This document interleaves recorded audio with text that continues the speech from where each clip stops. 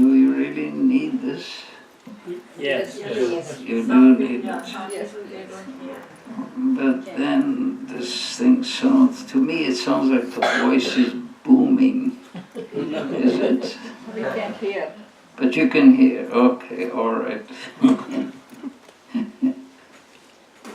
The one thing needful, right?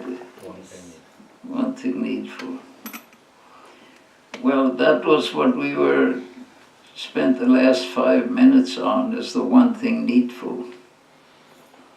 I mean, what is the purpose of meditation? Nowadays, meditation almost has a very supremely mystical significance. Meditation, yes, I am meditating. But there are many different types of meditation, many different styles of meditation. The Buddhists have a whole different system of meditation. The Christians also have a type of meditation, they call it contemplation. But it has some of the same characteristics, at least they feel it is about the same order of thing. So what is it that we're trying to do in meditation? Generally, those people, the knowers of Brahman, they say we're not really meditating. From their standpoint, we're attempting to meditate. We're trying to meditate. Meditation is defined in the Patanjali Yoga Sutras. I mean, what we're trying to attain, what we're trying to accomplish in meditation is defined by Patanjali, he's the great compiler of the science of yoga. Yoga goes way back into the time of the meditation, of the Upanishads. The Shvetasvatara Upanishad has many verses on meditation, on yoga. And it is through meditation that the basic questions of life are answered. The Upanishad starts out by a group of students of spirituality were meeting, and they were asking fundamental questions. What is all this? What is all this that surrounds us? Why do we feel constrained? Why do we feel pressured? And why do we feel like we're under somebody's force or somebody's that we're being pressured by someone? Why is it that life is like this? And so forth. They asked him many different questions, and then they tried different answers. Is it due to chance? Is it due to some superior force, some divine force? Is it due to this? Is it due to that? Many questions many answers, possible answers are given. So what do they decide? What is the way of finding the basic answer to the questions of life that we're all faced with every day, all the time? What is the way to handle those questions? What is the way to approach the questions? Te dhyana yoganugata. They, by being absorbed in dhyana yoga, in the yoga of meditation, they apasyan, they saw the answer. They understood the answers to all their fundamental questions. So that is the role of meditation. It's supposed to answer our basic questions. But how does it do that? The second verse of the Yoga Sutras of Patanjali says yoga, defines what yoga is, that is to say what meditation is. Yoga in this case is referred to as, is meditation. Yoga's chitta vritti nirodha. What is yoga? Yoga is the restraining of the mind from getting into waves. And what is meant by that? That yoga is the control of the mind, the control of the waves of the mind. Our day, what is our daily activity? What does our day consist of? I see something and that brings up something else, and then I'm very happy about this thing and I'm very sad about that thing. I'm being pressured by this, I'm being forced by that, I'm being overjoyed by this. Swinging, the mind swings back and forth all the time.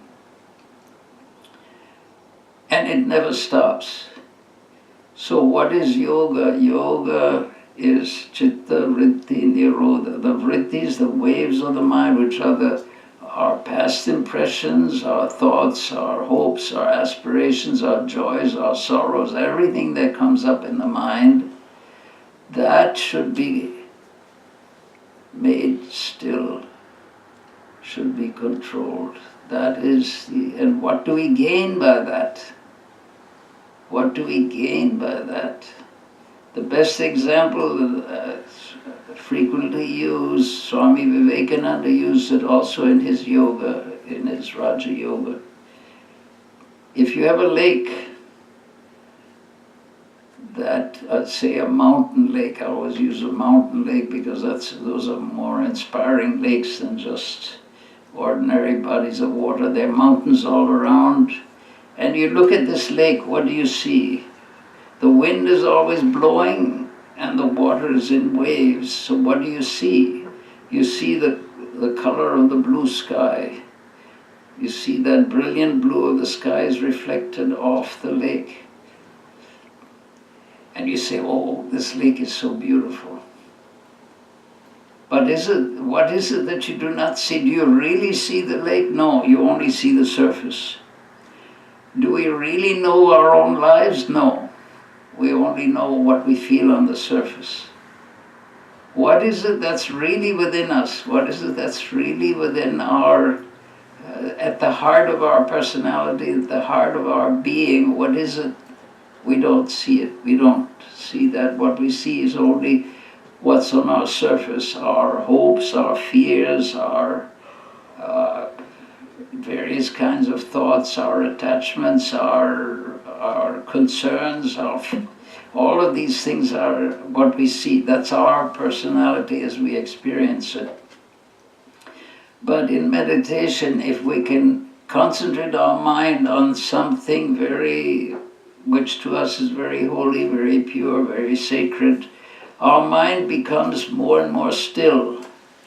And as the mind becomes very still, what happens?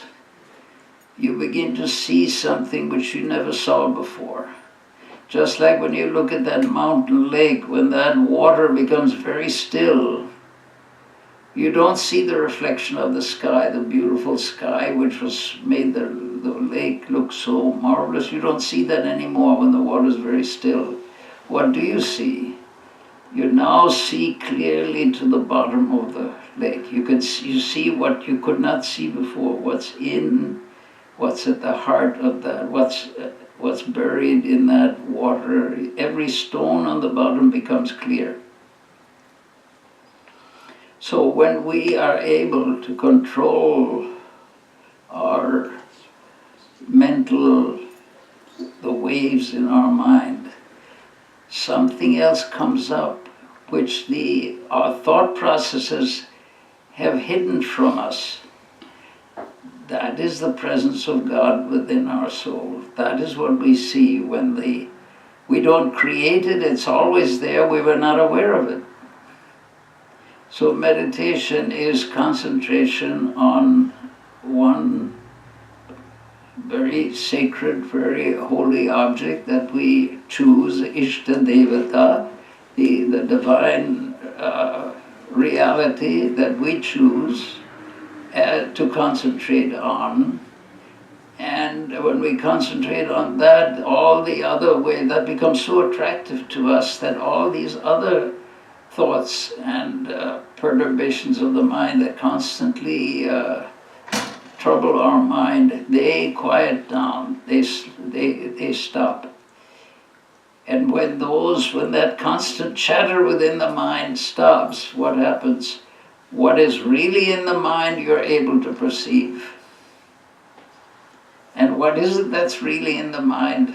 That is the realization of God. When the mind slows down, when the mind is able to concentrate and become absorbed in one object of concentration, instead of being absorbed in so many different things, instead of being worried by so many things, and if the mind becomes concentrated on one thing, the mind becomes very quiet.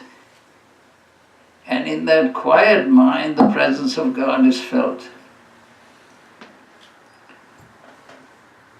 So that is the one thing needful. That was supposed to be the title of this talk.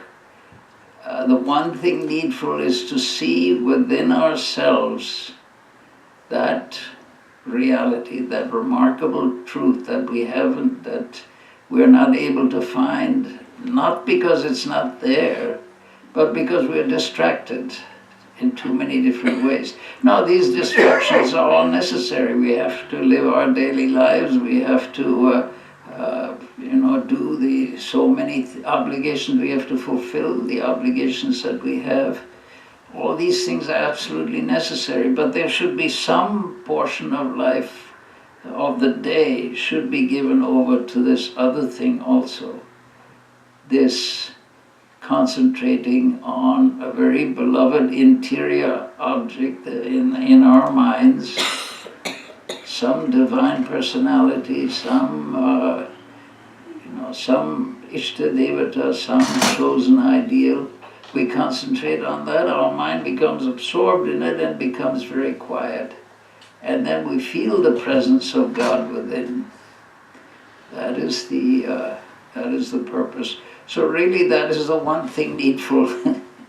The one thing needful is to see that within each one of us, that divine reality is present right now, not in theory, but actually so.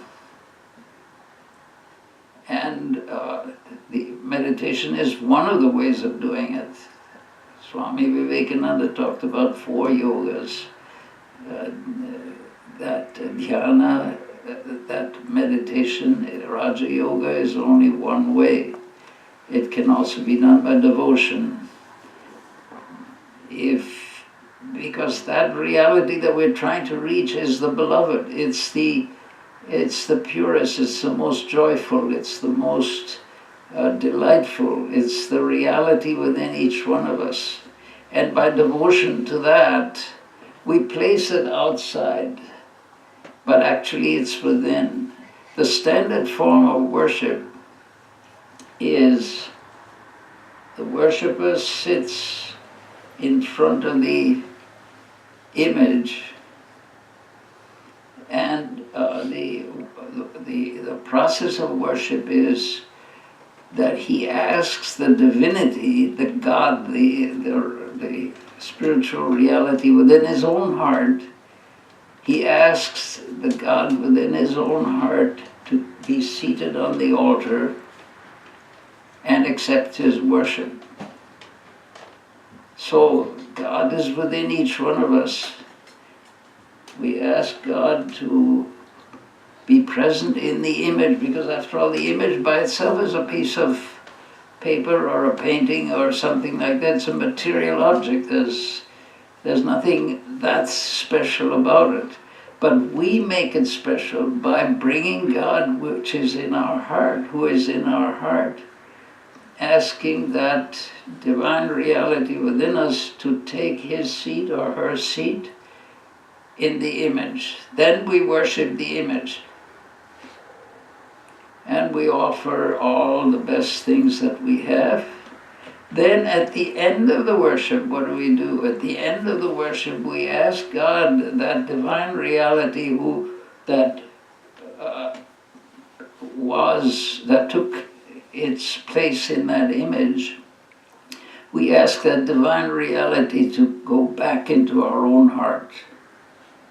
We again absorb that reality, and that is the conclusion of the worship. We've just taken God, who is within us, outside to worship it, and then we bring that reality, that divinity, back inside us.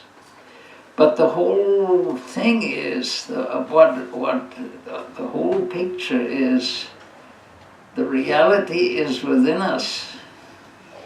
All these are methods. Meditation is a method, worship is a method, karma yoga is a method, jnana yoga, philosophical discrimination, is a method.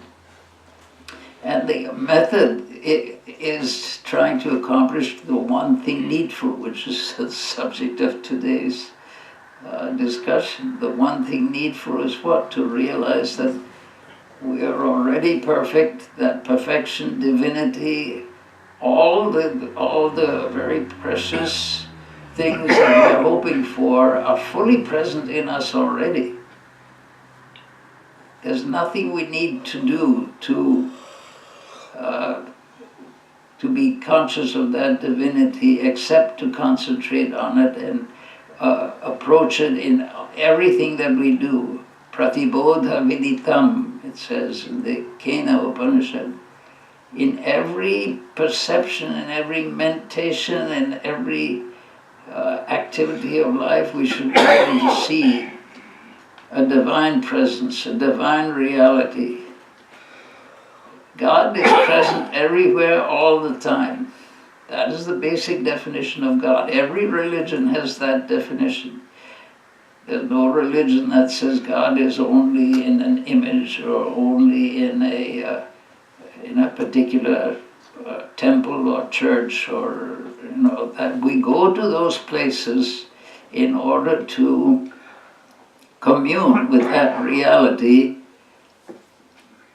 which is within us, but because we don't see it within ourselves, we worship it outside and hope by that external worship to discover that it is within us.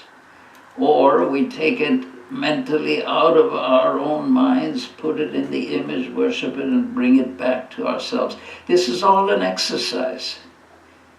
It's an exercise for us to be able to realize that the whole of truth, everything that we want is already inside. Infinity and eternity are within us. We were never born and we will never die. That is the point.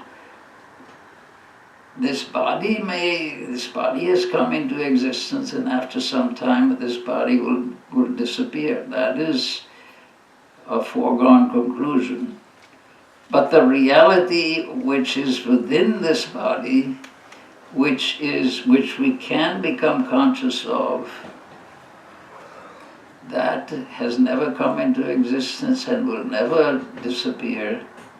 And somehow the one thing needful is to feel that reality, to feel that presence. It's already inside, it's already within. There's nothing extraordinary that we need to do.